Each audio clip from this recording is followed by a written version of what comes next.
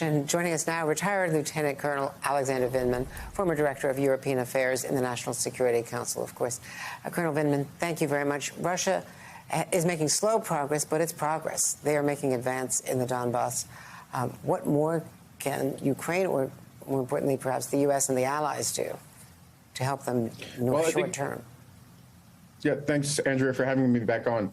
The most important thing that Ukraine needs to do in the short term is really hang on.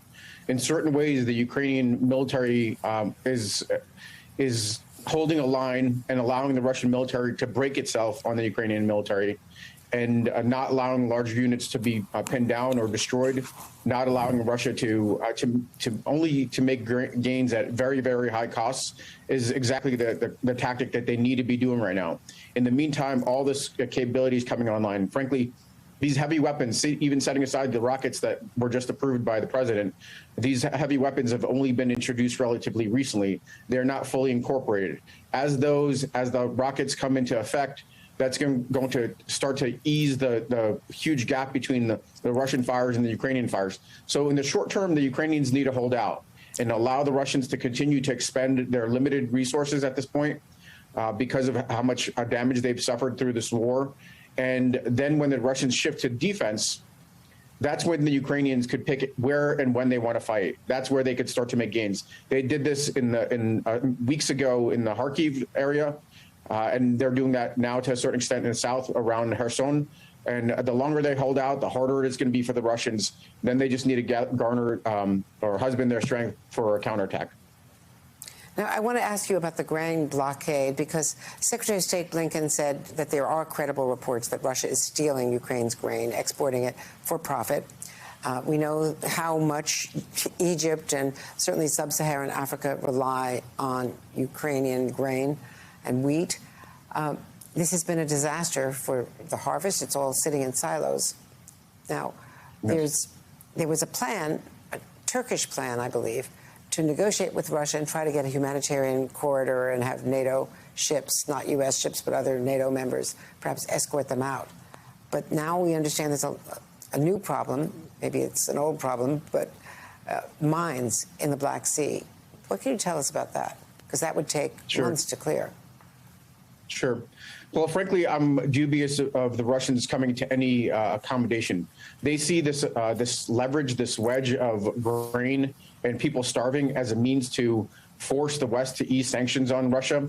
So they may play at some negotiations. There were some fruitful negotiations for a short spell with regards to Turkey and Ukraine and having the Turks secure those grain shipments by sea out of the port of Odessa.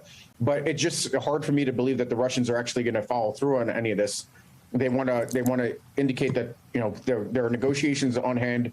Ultimately, the only solution I see happening is that Turkey chooses to, along with Ukraine, along with other Baltic states, chooses to secure those grain convoys that need to go out to the Middle East, need to go out to Africa to avoid famine.